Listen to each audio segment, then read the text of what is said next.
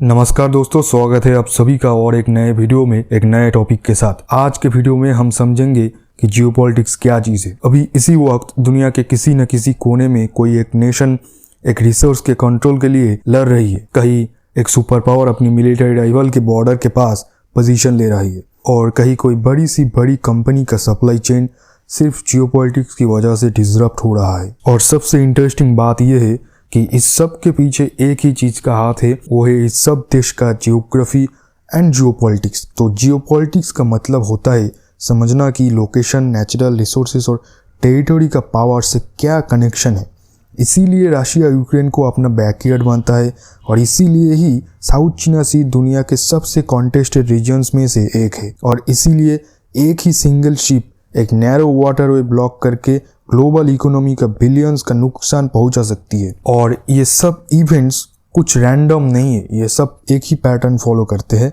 और इस वीडियो में हम उन पैटर्न्स को सिंपल लैंग्वेज में ब्रेक डाउन करने वाले हैं। तो चलिए शुरू करते हैं। तो सबसे पहला सवाल, व्हाट इज जियोपॉलिटिक्स और जियोपॉलिटिक्स क्या चीज है। तो इसे हम अगर एक सिंपल वर्ड में डिफाइन करें तो जियोपॉलिटिक्स का मतलब है कि जियोग्राफी पावर को कैसे शेप करती है। एक कंट्री सिर्फ अपनी पॉलिसीज या लीडर्स की वजह से पावरफुल नहीं होती है। उनका लोकेशन, उनका रिसोर्सेज, बॉर्डर्स और टेरेन भी उतना ही इम्पोर्टेंट होता है। जियोपॉलिटिक्स एक्सप्लेन करती है कि नेशंस दुनिया को एक मैप की तरह दिखते नहीं है, जहां हर टेरिटरी, हर ट्रेड रूट, हर वाटरवे एक स्ट्रेटेजिक एसेट होता है। जियोपॉलिटिक्स इस टर्म को पहली बार इंट्रोड्यूस किया था एक स्वीडिश पॉलिटिकल साइंटिस्ट रुडोल्फ ज़ेलेन ने, लगभग 20th सेंचुरी के एकदम स्टार्ट में। तो आज geopolitics international relations, foreign policy और ग्लोबल कॉन्फ्लिक्ट्स को समझने का एक कोर फ्रेमवर्क बन चुकी है। तो अब हम जानेंगे कि जियोपॉलिटिक्स फोकस किस पर करती है। तो सबसे पहला पॉइंट है power and territory. Countries space के लिए कॉम्पीट नहीं करती है क्योंकि टेरिटरी का मतलब होता है सिक्योरिटी, रिसोर्सेज और influence. Global power distribution random नहीं होता है, वो इस बात का रिजल्ट होता है कि कौन अपनी जियोग्राफी का बेस्ट यूज कर पा रही है। और सेकंड है मिलिट्री स्ट्रेटेजी एंड सिक्योरिटी। तो जो नेशंस राइवल्स के पास होती है उनका डिफेंस माइंडसेट थोड़ा अलग होती है। लैंडलॉक कंट्रीज को नेबर्स पर डिपेंड रहना ही पड़ता है, जबकि स्ट्रेटेजिक वाटरवेज कंट्रोल करने वाली नेशंस ग्लोबल ट्रेड पर लेवरेज गेन करती है। और थर्ड पॉइंट पर है इकोनॉमी एंड ट्रेड। तो आज की दुनिया में geopolitics directly supply chains, energy corridors और ट्रेड रूट्स को अफेक्ट करती है। ओपेक जैसी ऑर्गेनाइजेशन सिर्फ इकोनॉमिक्स नहीं, पूरे जियोपॉलिटिकल पावर का एग्जाम्पल है। और हमारा फोर्थ पॉइंट है रिसोर्सेस।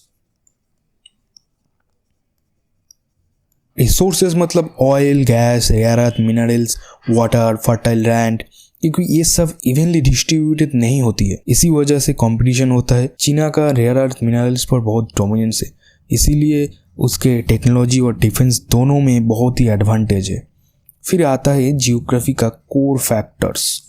लोकेशन डिसाइड करता है कि आप सिक्योर हो या वुल्नरेबल, और टेरेन बताता है कि बॉर्डर्स डिफेंड करना इजी है या नहीं। कोस्ट लाइंस और वाटरवेज मैरीटाइम पावर्स को जन्म देते हैं, और चोक पॉइंट्स जैसे सुएज कैनाल या straight of Malacca global economics के सबसे सेंसिटिव पॉइंट्स होते हैं। अगर कहीं पे भी एक सिंगल ब्लॉकेज हो गया तो उसकी असर में दुनिया भर के प्राइसेस और सप्लाई चेन्स हिल जाते हैं। तो अब समझते हैं जियोग्राफी नेशन बिहेवियर को कैसे शेप करती है। Defence policies, alliances, sphere of influence, energy diplomacy, border disputes, ये सब जियोग्राफी का ड्रिवन होते हैं। जैसे रशिया यूक्रेन कॉन्फ्लिक्ट हो, साउथ चीना सी हो या हमारा ही देश का कश्मीर इशू हो, ये सब कुछ रैंडम नहीं होते हैं। ये स्ट्रेटेजिक लोकेशन और सिक्योरिटी परसेप्शन का रिजल्ट है। और फ्यूचर के लिए भी जियोपॉलिटिक्स बहुत ही क्रिटिकल है, क्योंकि water scarcity, climate change, arctic routes और न्यू टेक्नोलॉजीज, ये सब नए जियोपॉलिटिकल बैटल्स क्रिएट कर रहे हैं। तो आखिर में बात यह है, जियोग्राफी नेवर डिसअपियर्ड। ग्लोबलाइजेशन और टेक्नोलॉजी के बाद भी मैप अभी भी मैटर करता है।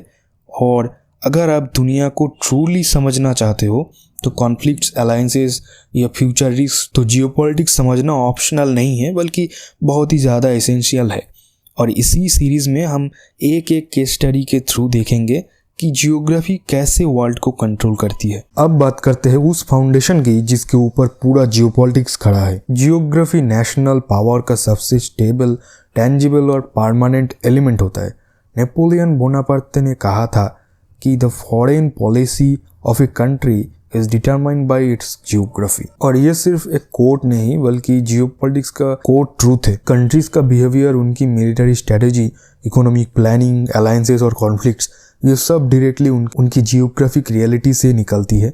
इसीलिए अगर आप जियोग्राफी को समझते हो तो आप ग्लोबल पॉलिटिक्स को समझने के लिए सबसे स्ट्रॉन्ग टूल हासिल कर लेते हो।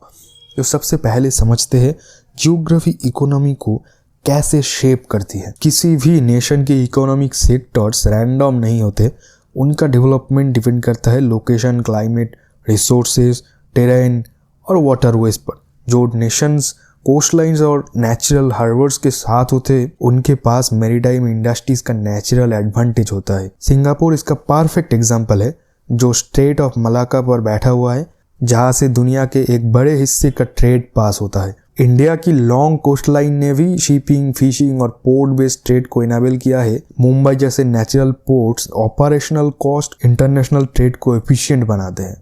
नेचुरल हार्बर्स का भी एक एडवांटेज ये होता है कि उन्हें कम इंफ्रास्ट्रक्चर इन्वेस्टमेंट चाहिए होता है और वो ग्लोबल ट्रेड रूट्स के साथ नेचुरली इंटीग्रेट हो जाते हैं। इसके ऑपोजिट लैंडलॉक कंट्रीज को या तो आर्टिफिशियल पोर्ट्स बनाने पड़ते हैं या फिर नेबर्स पर डिपेंड रहना पड़ता है, जो इकोनॉमिक डिसएडवांटेज क्रिएट करता है। अब बात करते हैं क्लाइमेट और एग्रीकल्चर की। क्लाइमेट डायरेक्टली डिसाइड करता है कि कौन सी कंट्री क्या ग्रो कर सकती है। मॉडरेट टेम्परेचर और फर्टाइल सॉइल वाले रीजन्स हाई एग्रीकल्चर आउटपुट देते हैं, जबकि फ्रोजन या हाई एल्टीट्यूड रीजन्स को इंपोर्ट्स पर डिपेंड रहना पड़ता है। क्लाइमेट टूरिज्म को भी शेप करता है, जैसे बीच टूरिज्म, विंटर स्पोर्ट्स और इको टूरिज्म। ये सब जियोग्राफी और क्लाइमेट का डायरेक्ट रिजल्ट होते हैं और क्लाइमेट चेंज इन एडवांटेजेस को धीरे धीरे ऑल्टर कर रहा है। और नेक्स्ट आता है नेचुरल रिसोर्सेज। नेचुरल रिसोर्सेज जैसे oil, gas, minerals, rare earth minerals और वाटर इवनली डिस्ट्रीब्यूट नहीं होते हैं, तो इसी अनइवन डिस्ट्रीब्यूशन की वजह से जियोपॉलिटिकल कंपटीशन भी होता है। Resource rich Nations economic power और डिप्लोमेटिक लेवरेज गेन करती है, जबकि रिसोर्स पोर होने पर नेशंस को ट्रेड और डिप्लोमेसी पर रिलाई करना पड़ता है। लेकिन सिर्फ रिसोर्स होना काफ़ी नहीं होता है, उन्हें एक्सट्रैक्ट, रिफाइन और एक्सपोर्ट के लिए भी टेक्नोलॉजी, इंफ्रास्ट्रक्चर और कैपिटल भी चाहिए होता है। अब समझते हैं टेरेन और इंफ्रास्ट्रक्चर का क्या रोल है। सीधे प्लेन जमीन पर रोड्स और रेलवेज बनाना सस्ता होता है, जो इंटरनल ट्रेड और इंडस्ट्रियल ग्रोथ को सपोर्ट करता है।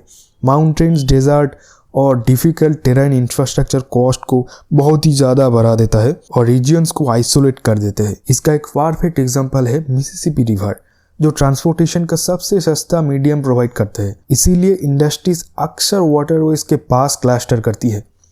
अब इस थ्योरी को एक रियल एग्जाम्पल से समझते हैं, जैसे रशिया के तौर पर समझते हैं। रशिया का पूरा स्ट्रेटेजिक बिहेवियर जियोग्राफी से एक्सप्लेन हो जाता है। रशिया का सबसे बड़ा प्रॉब्लम है उसका वेस्टर्न बॉर्डर, जहाँ कोई नेचुरल डिफेंसिव बैरियर नहीं है। नॉर्थ यूरोपियन प्लेन फ्लैट है और इजीली क्रॉस की जा सकती है।